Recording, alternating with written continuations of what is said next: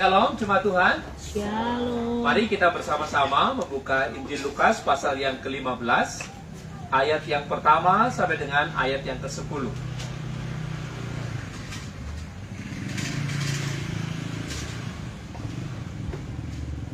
Lukas pasal yang ke-15, ayat yang pertama sampai dengan ayat yang ke-10. Jika sudah ketemu, mari saudara-saudara kita membaca bersama-sama. Perumpamaan tentang domba yang hilang dilanjutkan dengan perumpamaan tentang dirham yang hilang. Ayat pertama cuma sekalian ayat yang kedua, demikian seterusnya hingga ayat yang ke-10 ya. Para pemungut cukai dan orang-orang berdosa biasanya datang kepada Yesus untuk mendengarkan dia. Maka bersungut-sungutlah orang-orang Farisi dan ahli-ahli Taurat, katanya, ia menerima orang-orang berdosa dan makan bersama-sama dengan mereka. Lalu ia mengatakan perumpamaan ini kepada mereka. Siapakah di antara kamu yang mempunyai 100 ekor domba, dan jikalau ia kehilangan seekor di antaranya, tidak meninggalkan yang 99 ekor di padang gurun, dan pergi mencari yang sesat itu sampai ia menemukannya? Dan kalau ia telah menemukannya, ia meletakkannya di atas bahunya dengan gembira. Dan setibanya di rumah, ia memanggil sahabat-sahabat dan tetangga-tetangganya, serta berkata kepada mereka, bersukacitalah bersama-sama dengan aku, sebab dombaku yang hilang itu telah kutemukan. Aku berkata kepadamu, demikian juga akan ada sukacita di surga, karena satu orang berdosa yang bertobat, lebih daripada sukacita karena 99 orang benar yang tidak memerlukan pertobatan. Atau perempuan manakah yang mempunyai 10 dirham, dan jika ia kehilangan satu di antaranya, tidak menyalakan pelita dan menyapu rumah, serta mencarinya dengan cermat sampai ia menemukannya? Dan kalau ia telah menemukannya, ia memanggil sahabat-sahabatnya dan tetangga-tetangganya, serta berkata, bersukacitalah bersama-sama dengan aku, sebab dirhamku yang hilang itu telah kutemukan. Aku berkata kepadamu, demikian juga akan ada sukacita pada malaikat-malaikat Allah, karena satu orang berdosa yang bertobat. Puji nama Tuhan. Berbahagialah setiap kita yang membaca, merenungkan, dan melakukan firman Tuhan itu di dalam kehidupan kita setiap hari. Amin. Amin. Saudara-saudaraku, ada satu kalimat yang menarik yang pada waktu saya membaca ini, hati saya diberkati. Ini tulisan dari Bapak Gereja namanya John Chrysostom. Dia menuliskan kalimat yang indah. Kalimatnya begini, malulah saat kamu berbuat dosa, tapi janganlah malu untuk bertobat. Malulah kamu saat kamu berbuat dosa, tapi jangan malu untuk bertobat. Lalu penulis ini melanjutkan begini, mengapa kita harus malu pada waktu berbuat dosa dan tidak boleh malu pada waktu kita bertobat? Penulis itu melanjutkan begini, karena dosa itu ibaratnya luka, dan pertobatan itu obat. Jadi kalau kita berbuat dosa dan tidak mau bertobat, kita nggak tahu obatnya. Bisa dimengerti? Jadi kalau kita berbuat dosa dan kita datang kepada Tuhan, memohon pengampunan kepada Tuhan, mengakui dosa-dosa kita, mengakui kesalahan kita, dan berkata, oh Tuhan Yesus, ampuni dosa-dosaku, aku sudah menyesal karena aku bertindak melawan Engkau, aku menyesal dan aku mohon pengampunan. Pada waktu kita melakukan itu, Tuhan memberikan pengampunan dan memberikan pemulihan di dalam kehidupan kita. Jadi kalimat tadi ingat ya, malulah saat berbuat dosa, tapi jangan malu untuk bertobat. Nah, lalu John Chrysostom itu melanjutkan, sayangnya katanya, iblis sekarang ini memutarbalikkan pola Tuhan ini. Pola Tuhan, kalau kamu berbuat dosa, kamu segera minta maaf. minta ampun kepada Tuhan, karena pada waktu kamu berbuat dosa, kamu ini ibaratnya sedang menggoreskan luka di dalam tubuhmu. Dan pada waktu kamu bertobat, engkau mendapatkan obat untuk luka di tubuhmu itu. Nah, iblis membuat pola yang kebalik. Pola yang kebalik itu apa maksudnya? Yaitu kita manusia dibuat tidak takut berbuat dosa, tapi malu untuk bertobat. Iblis memutarbalikkan kebenaran ini. Iblis membelenggu kita, iblis menyesatkan kita untuk tidak malu berbuat dosa, tidak takut berbuat dosa, tapi malu untuk mengakui dosa di hadapan Tuhan. Akibatnya apa, saudara-saudara? Akibatnya banyak orang yang jatuh dalam dosa, hidupnya gagal, dia tidak mencari Tuhan. Dia mencari yang lain tuh semakin jauh daripada Tuhan. Karena apa? Karena dia berkata, aku nanti kalau datang kepada Tuhan, Tuhan akan menolakku. Kalau aku datang kepada Tuhan, Tuhan pasti menghukumku. Tuhan tidak akan pernah menerimaku yang penuh dengan dosa ini. Ini siasat iblis. Desain Tuhan adalah, malulah pada waktu kamu berbuat dosa, tapi jangan malu untuk datang kepada Tuhan mohon pengampunannya untuk bertobat. Tapi iblis merusak kebenaran ini dengan berkata, hai, jangan takut berbuat dosa. Begitu sudah berbuat dosa, kita dibuat sedemikian rupa, kita malu untuk mengakuinya di hadapan Tuhan. Karena apa? Karena iblis menggunakan apa saja dan siapa saja untuk menghambat kita bertobat di hadapan Tuhan. Dalam teks kita hari ini, perhatikan ayat yang pertama. Ayat yang pertama, saudara-saudara, mari kita lihat. Para pemungut cukai dan orang-orang berdosa ngapain? Biasanya datang kepada Yesus. Kata biasanya itu pemungut cukai dan orang-orang berdosa itu datangnya kepada Yesus sekali atau berkali-kali? Berkali-kali. Dari kata biasa, itu kita menemukan makna bahwa mereka datang kepada Tuhan itu berkali-kali, berulang-ulang. Tetapi apa respon daripada orang-orang Farisi dan ahli-ahli Taurat? Mari baca ayat yang kedua, saudara-saudara. Maka, apa di sana, saudara-saudara? Bersungut-sungutlah orang-orang Farisi dan ahli-ahli Taurat. Ia menerima orang-orang berdosa dan makan bersama-sama dengan mereka. Siapa yang keberatan ketika ada orang berdosa? Ketika orang-orang pemungut cukai ini datang kepada Yesus untuk mendapat pengajaran daripada Yesus. Bukan sesama orang berdosa, bukan sesama pemungut cukai yang keberatan, tapi dua tokoh sentral yang sangat penting. Namanya, yang pertama adalah orang-orang Farisi. Orang-orang yang menguasai tata budaya, orang-orang yang menguasai tata aturan ibadah, orang-orang yang menguasai berbagai macam aturan-aturan keagamaan. Dan yang kedua yang menghalangi dan keberatan mereka itu ada siapa? Ahli-ahli Taurat, orang yang menguasai betul kebenaran firman Tuhan. Tapi ketika melihat orang-orang berdosa dan pemungut cukai itu sering datang kepada Yesus, dan Yesus menerima mereka, bahkan disebutkan Yesus makan bersama-sama dengan mereka. Artinya Yesus itu menerima mereka dengan penuh, dengan sungguh-sungguh. Orang-orang ini, apa kalimatnya? Bersungut-sungut.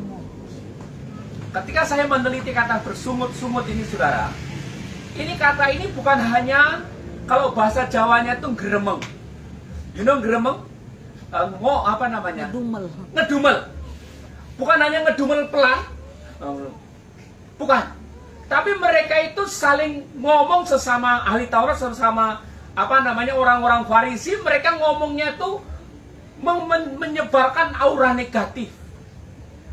Omongan-omongan mereka menjadi kalimat intimidatif. Bagi siapa? Para pemungut cukai dan orang berdosa. Artinya, omongan mereka, persungutan mereka bukan diucapkan dengan pelan, bukan diucapkan dengan bisik-bisik, Tapi mereka, persungutan mereka itu benar-benar dikatakan secara terbuka, sehingga kalimat-kalimat mereka, ejekan-ejekan mereka, penghakiman-penghakiman mereka itu didengar oleh para pemungut cukai maupun orang-orang berdosa yang sedang datang kepada Yesus. Yesus dengar nggak? Dengar. Bayangkan saudara-saudara, seharusnya ahli-ahli Taurat, orang-orang Farisi itu senang ketika melihat orang-orang berdosa, melihat para pemungut cukai itu datang kepada Yesus, dan mungkin kalau saya jadi mereka berdoa, semoga ini bertobat. Tapi tidak dengan mereka. Mereka berkeberatan. Mereka bersungut-sungut. Inilah pola kerja iblis yang saya maksudkan. Iblis memakai apa saja. Iblis memakai siapa saja untuk menghambat setiap orang berdosa yang mau datang berbalik kepada Tuhan. Pola yang sama masih iblis pakai hingga pada kita hari ini. Pengen tahu contohnya saudara? Kasih contoh sederhana. Pada waktu saudara menginvestasikan waktu secara disiplin, setiap minggu jam 7 datang ibadah bersama dengan Kairos. Ada temanku datang, "Hei, aku mau ibadah." Terus temannya bilang, sebentar aja ngobrol. Oh, nggak bisa. Sudah jam 7 waktunya ibadah. Kairos nggak pernah molor. Betul datang, oke, kamu di rumah nggak apa-apa, saya pergi. Lalu dia nyeletuk. Sudah jadi pendeta ya? Pernah punya pengalaman seperti itu? Pada waktu kita mengingatkan kebenaran firman Tuhan kepada teman kita bukannya menyambut dengan sukacita. Teman kita justru membuli kita karena kita menyatakan kebenaran. Pernah mengalami itu? Akibatnya apa saudara-saudara? Ketika kita mau melanjutkan perjalanan iman kita mau melanjutkan langkah pertobatan kita jadi mikir, mana ini lebih enak? Tetap hidup dalam kebenaran firman Tuhan atau tetap menyenangkan temanku? Dan celakanya, banyak di antara kita yang memilih Tuhan besok-besok, temanku yang sekarang. Nah, kembali ingat khotbah minggu yang lalu. Kalau kita mau disebut sebagai murid Yesus, Yesus harus kita cintai lebih daripada apapun. Amin, saudara. Ini kebenaran firman Tuhan yang kiranya menghibur kita semua, sekaligus memotivasi kita semua. Kalau ada orang-orang terdekatmu, ada teman-temanmu, ada kerabatmu yang menghambat pertumbuhan imanmu, sadari sungguh bahwa firman Tuhan sudah mengingatkan akan hal itu. Ketika kita bertobat dan mau hidup sungguh-sungguh di dalam takut akan Tuhan, iblis tidak suka. Iblis akan menggunakan apa saja dan memakai siapa saja untuk menghambat kita datang kepada Tuhan dan bertobat. Kasih tahu kiri kanannya, tetap semangat. Tetap semangat, guys. Amin. Tetap semangat. Tetap semangat. Mengapa kita harus tetap semangat, saudara-saudara? Walaupun intimidasi begitu banyak, walaupun persungutan begitu banyak, mereka melihat kita semakin bertumbuh dalam iman, banyak yang tidak suka. Mengapa demikian? Kebenaran yang pertama, Tuhan Yesus itu menerima siapa saja yang mau datang kepada Dia. Tuhan Yesus menerima siapapun, bahkan orang yang merasa dirinya hina dan penuh dengan dosa. Ketika dia mau datang kepadanya, dia tidak pernah menolak. Di ayat yang ke-1 tadi kita membaca bahwa di sana ada dua tokoh atau gambaran figur. Figur yang pertama namanya pemungut cukai, dan figur yang kedua namanya orang-orang berdosa. Bagi masyarakat Yahudi, saudara-saudara, profesi pemungut cukai itu adalah profesi yang hina. Mengapa demikian? Paling tidak ada 4 alasan. Alasan yang pertama, zaman itu orang Yahudi gak suka bayar pajak. Apalagi bayar pajak kepada penjajah. Eladalah. Yang nagih, yang jadi penagih pajak itu teman sesukunya, sesama warga negara Yahudi. Jadi aku pada dasarnya sudah gak suka bayar pajak, dan kamu datang untuk nagih pajak, makin gak suka. Alasan yang kedua, pada waktu itu pemungut cukai adalah dilabel sebagai orang-orang yang bekerja untuk bekerja untuk penjajah. Dengan kata lain, kalau profesinya sebagai pemungut cukai, itu adalah kaki tangannya penjajah. Dengan bahasa negatifnya, pemungut cukai itu dilabel sebagai pengkhianat bangsa. Karena apa? Dia menagih pajak kepada negaranya, kepada sesama sukunya, sesama suku bangsanya. Begitu dapat pajak itu, pajaknya diserahkan kepada penjajah. Akibatnya penjajah makin kaya, negaranya, rakyatnya, saudaranya menjadi semakin miskin. Sehingga profesi pemungut cukai itu menjadi sesuatu yang najis bagi mereka. Lalu yang ketiga, orang-orang Yahudi melihat pemungut cukai itu nggak senang. Karena apa? Mereka itu cenderung melebih-lebihkan tagihan. Jadi misal, tagihan pajaknya itu 10.000, ditagihnya 15.000. Yang di store berapa? 10.000. Sisanya? Nah, udah pinter ya. Itu yang namanya dimaksud melebih-lebihkan tagihan. Kelebihan bayar. Nah, kalau mereka memberontak, mereka nggak mau membayar itu, pemungut cukai itu bisa memakai tentara-tentara Roma untuk membantu mereka menagih itu. Karena itu dia akan dikategorikan sebagai tindakan melawan pemerintah. Yang keempat, kenapa orang Yahudi nggak suka dan melihat pemungut cukai itu sebagai profesi yang hina? Yang keempat, mereka itu suka hidup berfoya-foya. Kumpulannya sesama pemungut cukai hidupnya berfoya-foya. Sementara teman sesukunya yang mereka tagih itu hidupnya menderita. Oleh karena itu ketika para pemungut cukai tadi sering datang kepada Yesus, ahli-ahli Taurat, orang-orang Farisi ini merasa tidak happy. Merasa tidak senang. Jangan sampai orang-orang ini bertobat jadi baik lalu dapat pengampunan daripada Tuhan, sementara hidup mereka begitu jahat. Tapi orang yang dipandang hina oleh ahli Taurat dan orang Farisi itu, ketika mereka datang kepada Yesus, Yesus terima atau tolak? Terima. Ini kabar baik bagi kita semua. Mungkin kita memiliki hidup yang gak jauh beda dengan pemungut cukai ini. Orang mungkin melabel kita, hidup kita buruk. Orang melabel kita, mungkin perilaku kita buruk. Orang mungkin melabel kita, keputusan-keputusan kita buruk. Tapi satu hal yang kita perlu ingat, Tuhan tetap menerima kita kalau kita mau datang kepada Dia. Amin. Yang kedua, siapa yang sering datang kepada Yesus? Di ayat yang pertama disebutkan orang-orang berdosa. Siapa yang dimaksud orang-orang berdosa ini? Bisa jadi yang dimaksud orang-orang berdosa ini adalah teman-temannya para pemungut cukai itu. Tetapi di sisi yang lain dalam bentuk teks kalimatnya, saudara-saudara, yang disebut orang-orang berdosa ini adalah orang-orang yang secara tradisi, yang secara hukum agama mereka benar-benar bertentangan.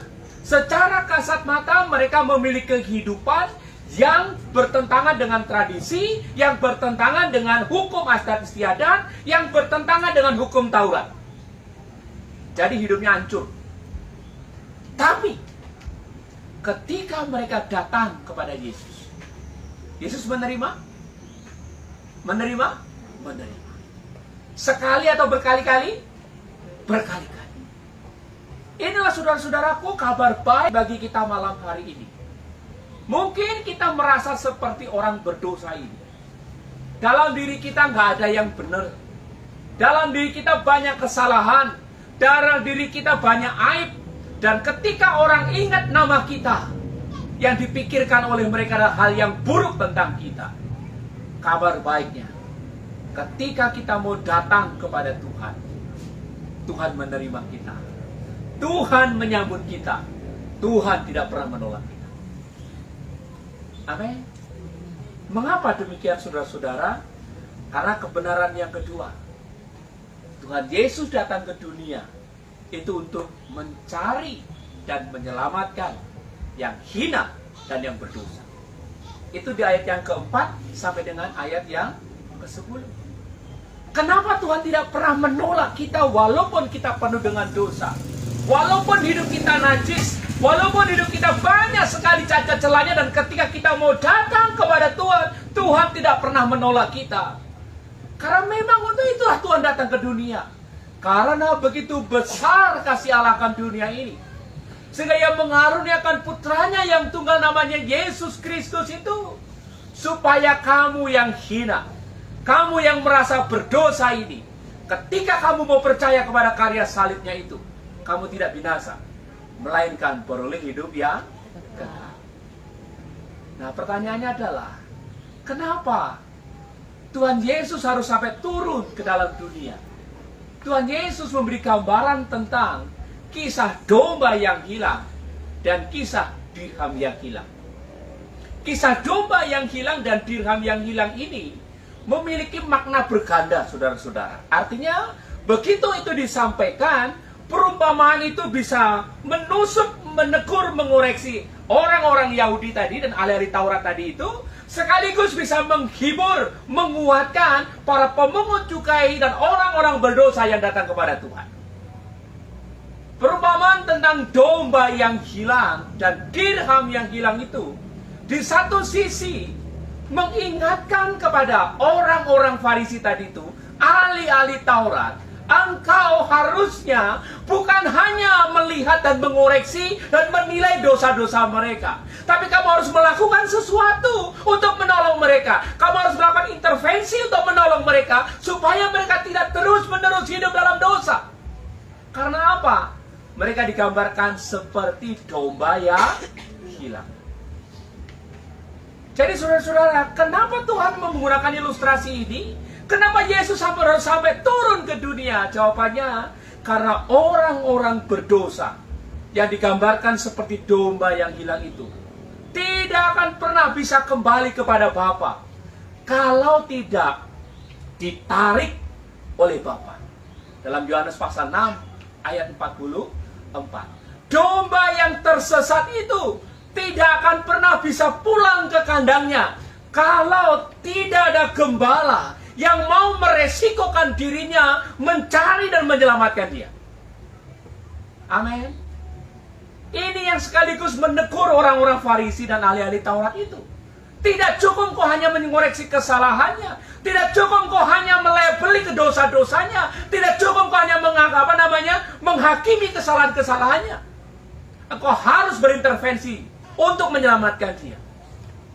Dan kisah domba yang hilang dan dirham yang hilang ini mengajarkan dan sekaligus memberi penghiburan kepada pemungut cukai dan orang-orang berdosa bahwa engkau memiliki Tuhan yang berinisiatif.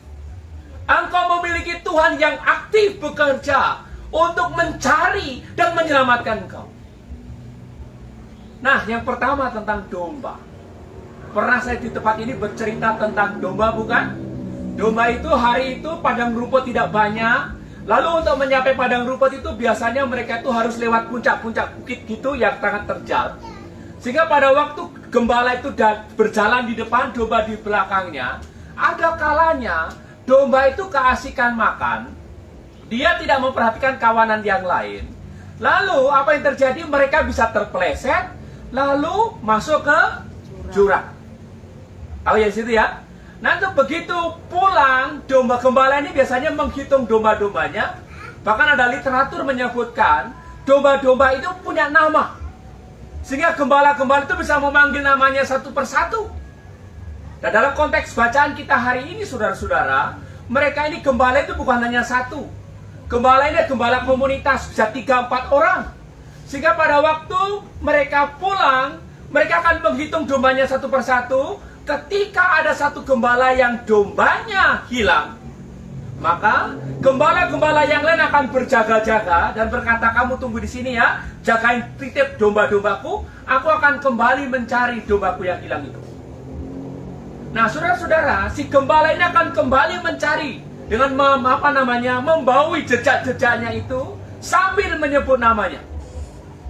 ketika domba tadi itu mendengar suara gembalanya, domba itu dipanggil oleh gembalanya, domba itu akan menyuarakan suaranya. Tahu suara domba bagaimana? Pintar. Ya seperti itu dah. Jadi ketika gembala itu menyebut namanya, misalnya dombanya itu namanya siapa? Misalnya namanya Eli, misalnya namanya Eli, gitu ya. Si dombanya dengar suara gembala itu, maka domba itu akan bilang apa? Be, gitu. Lalu gembala itu akan pergi mencari di mana suara dombanya itu. Ketika gembala itu tahu di mana posisi dombanya tadi itu, maka dia akan mengulurkan tongkatnya. Tongkat gembala hari itu bentuknya di ujungnya adalah melengkung. Tujuannya untuk apa, saudara? Tujuannya begitu dia lihat dombanya ada di bawah, maka dia akan mengaitkan ujung tongkat yang melengkung itu di sininya. Lalu ditarik ke atas, diselamatkan. Perhatikan ayat yang ke-5.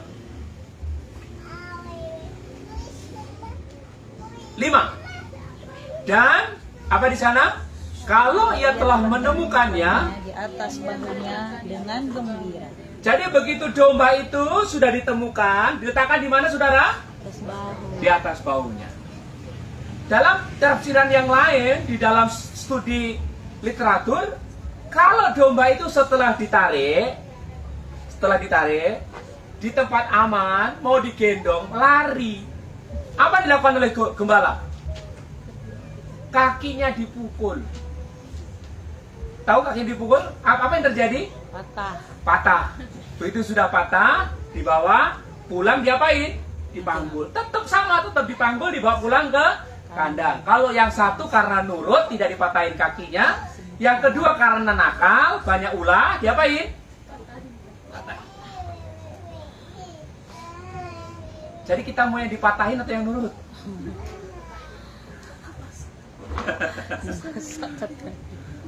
Dua-duanya sama, dibawa pulang kemana? Ke kandang. Dua-duanya dipanggul sama, tapi prosesnya berbeda.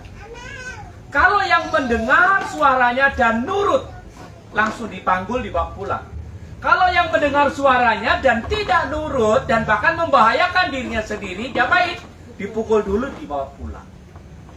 Tapi dua-duanya dicari oleh gembala dan dibawa. Itulah gambaran orang berdosa di hadapan Tuhan. Kita tidak pernah bisa kembali kepada Tuhan kalau Tuhan tidak mencari kita. Kita tidak pernah bisa kembali kepada Tuhan kalau Tuhan tidak menyelamatkan kita. Amin.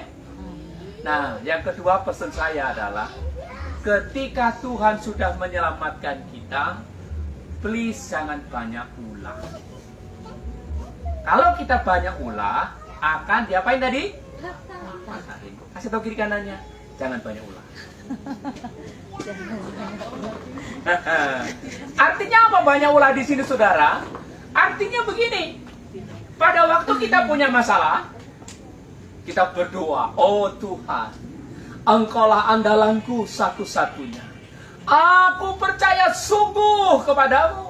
Kalau Engkau sudah menolong aku mengeluarkan dari masalah ini, aku akan memberikan seluruh hidupku untuk melayanimu. Aku akan memberikan semua penghasilanku untuk pekerjaan Tuhan. Pokoknya janjinya itu paling tinggi-tinggi. Entah kita bisa menepati atau tidak, kita buat janji. Karena apa? Kita sedang mau mati. Begitu Tuhan tolong kita, Tuhan selamatkan kita, Tuhan pulihkan kita. Apa yang kita lakukan? Ingat dengan janji tadi? Tuhan, besok aja ya Tuhan. Lusa. Doakan masih ada hari lain Tuhan. Ibadah masih ada hari lain. Nah, ketika kita sudah ditolong Tuhan, dipulihkan oleh Tuhan, dan kita banyak ulah, Tuhan akan menggunakan trik yang kedua dalam menyelamatkan kita. Diapain tadi, saudara? Tapi dua-duanya dicari oleh Tuhan, diselamatkan oleh Tuhan. Yang kedua, gambaran tentang dirham yang hilang. Perhatikan di ayat yang ke-8 sampai dengan ayat yang 9. Digambarkan bahwa orang-orang berdosa, orang-orang hina. Kalau domba yang hilang diajarkan tidak bisa kembali kepada Tuhan kalau Tuhan tidak cari. Tapi dari dirham yang hilang kita diajarkan bahwa orang-orang hina, orang-orang yang kamu cap berdosa itu, di hadapan Tuhan itu berharga. Diibaratkan seperti apa? Seperti dirham yang hilang. Apa itu dirham, saudara? Dirham itu dalam bacaan kita itu ada dua makna. Makna yang pertama itu adalah mata uang Persia. Jadi nilai daripada satu dirham itu adalah nilai upah pekerja hampir 2 hari. Jadi kalau satu dirhamnya hilang, berarti uang makan dia akan hilang berapa hari kira-kira? Bisa 2 hari nggak makan kan? Karena penghasilannya hilang. Oleh karena itu, wanita ini akan mencari uang dirhamnya sampai ketemu. Karena apa? Kalau uang dirhamnya tidak ketemu, keluargaku 2 hari nggak makan. Tapi kata dirham ini juga mengacu kepada seperti mas kawin. Jadi bagi wanita itu mas kawinnya itu mereka itu punya perhiasan sebagai tanda kalau sudah menikah. Di kepalanya itu ada 10 dirham yang diikat dengan tali rantai. Tahu ya, kayak gini biasa begitu loh. Nah, ketika ada 1 dirham yang hilang, itu berbicara bukan hanya berbicara tentang dirhamnya itu yang harganya segitu tadi itu, tapi ini berbicara tentang kehormatan. Ini berbicara tentang cinta kasih yang ada di situ. Sehingga ketika itu hilang, maka dia akan berjuang sedemikian rupa untuk menemukannya. Dan pada waktu dia menemukan apa yang disaksikan oleh firman Tuhan, mari kita lihat apa yang dilakukan oleh wanita ini ketika sudah menemukan. Ayat 9 kita baca bersama-sama. 1, 2, 3. Dan kalau ia telah menemukannya, ia memanggil sahabat-sahabatnya dan tetangga-tetangganya serta berkata, bersukacitalah bersama-sama dengan aku, sebab dirhamku yang hilang itu telah kutemukan. Apa yang dilakukan wanita tadi itu ketika dirhamnya yang hilang ketemu? Dia mengucap syukur. Dia buat acara syukuran. Gitu? Siapa yang dipanggil? Sahabatnya. Yang kedua, tetangganya. Coba bayangin, yang kita yang suka ucapan syukur, ya kan? Ayam kita bertelur, bersyukur. Dapat SIM, bersyukur. Siapa lagi? Dapat pekerjaan, bersyukur. Kan kita banyak sekali alasan syukuran kan? Coba sekarang bayangin. 1 dirham itu setara hampir upah 2 hari. Ya kan? Taruhlah 200.000 misalnya ya. Terus yang diundang makan siapa tadi? Sahabat-sahabatnya. Terus tetangga.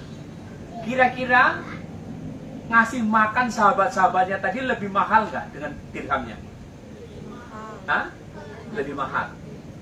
Ongkos sukacitanya tadi, ongkos syukurannya itu lebih mahal daripada dirhamnya tadi yang satu ketemu itu. Tapi kenapa dia mau melakukannya? Karena harga 1 dirham itu lebih daripada semuanya itu. Ketika dia menemukan dirham itu, dia bercerita kepada sahabat-sahabatnya, aku adalah wanita yang setia. Aku adalah wanita terhormat, dan aku membuktikan barang berhargaku ini telah kutemukan. Dan kalian semua harus tahu itu. Begitu pula orang berdosa di hadapan Tuhan. Bagi orang Farisi, bagi ahli Taurat, orang berdosa itu tidak layak dikasih.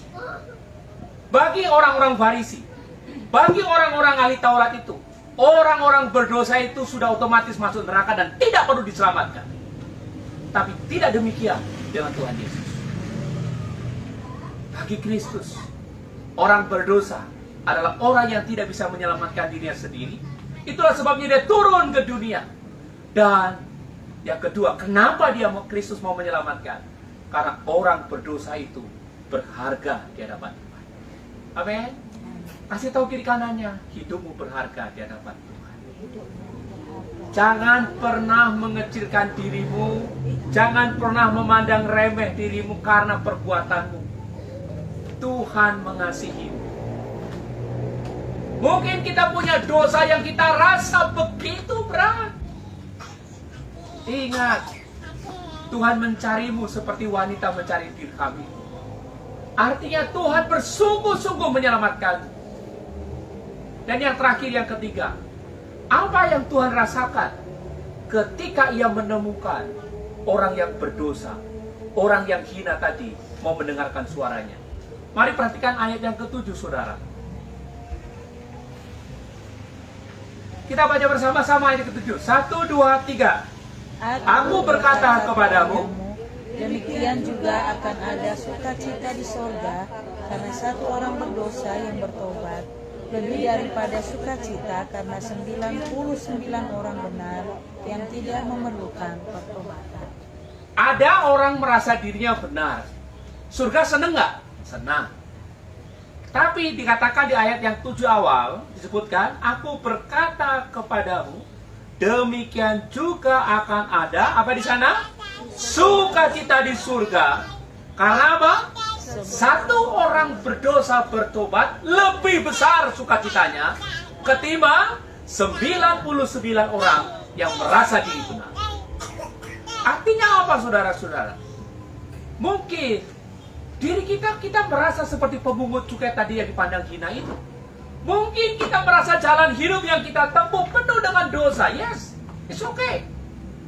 Tapi ketika kita mau berlutut di hadapan Tuhan, mohon pengampunan Tuhan, apa kata firman Tuhan? Di surga itu bersukacita. Ada banyak orang yang merasa diri benar, ikut ibadah, ikut menjalankan aktivitas ibadah, tetapi dia tidak pernah merasa dirinya berdosa dan tidak perlu pengampunan daripada Tuhan. Tuhan tidak tergerak hatinya melihat itu. Tuhan tidak bersukacita karena orang banyak yang berkumpul tanpa pertobatan itu. Tapi meskipun hanya ada satu orang, tapi orang itu mau datang kepada Tuhan dengan penuh kerendahan hati berkata, Tuhan, aku menyesal karena aku telah berbuat melawan Engkau. Aku menyesal karena aku telah berlari daripadamu. Sekarang aku mau kembali kepadamu. Dan ketika kita melakukan itu, apa kata firman Tuhan?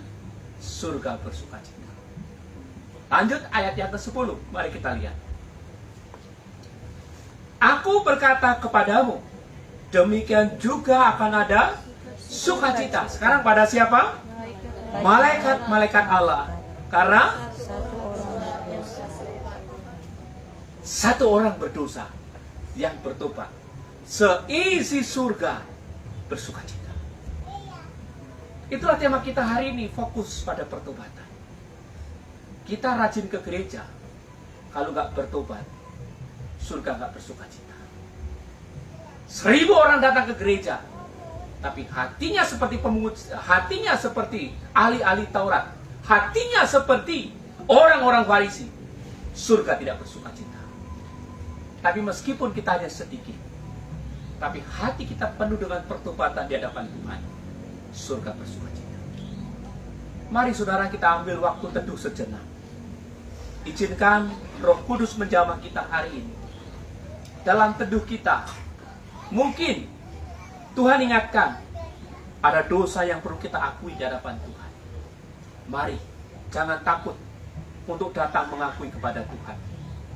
Jangan takut untuk mengatakan, Tuhan, ampunilah orang yang berdosa ini. Aku mau dipulihkan, aku mau diperbaharui. Karena itulah yang Tuhan kehendaki. Mari saudara, kita berdoa. Bapa yang rahmani, kami bersyukur untuk firman-Mu yang menghibur dan menguatkan kami. Sekalipun hidup kami penuh dengan dosa, Engkau tetaplah Tuhan yang mengasihi kami, Tuhan yang mencintai kami, Tuhan yang mencari kami. Dan ketika kami mau mendengar suara-Mu, kami mau mengulurkan tangan kepadamu yang telah mengulurkan tangan terlebih dahulu itu. Engkau akan bersukacita karena pertobatan itu. Engkau tidak lagi melihat dosa-dosa kami. Engkau tidak lagi melihat kecemaran hidup kami. Engkau tidak lagi melihat masa lalu kami. Engkau tidak lagi melihat ketidaksanggupan kami. Ketika Engkau mendapati kami meresponi panggilan, meresponi suara-Mu dan bertobat, Engkau akan memanggul kami di pundak-Mu dan membawa kami pulang ke rumah. Tuhan, inilah hidup kami. Ampuni kami ya Tuhan. Pulihkanlah hidup kami, karena kami tersesat dan jauh daripada-Mu. Hari ini di dalam nama Tuhan Yesus Kristus, kami terima pengampunan-Mu, kami terima pemulihan-Mu, kami terima berkat. Haleluya.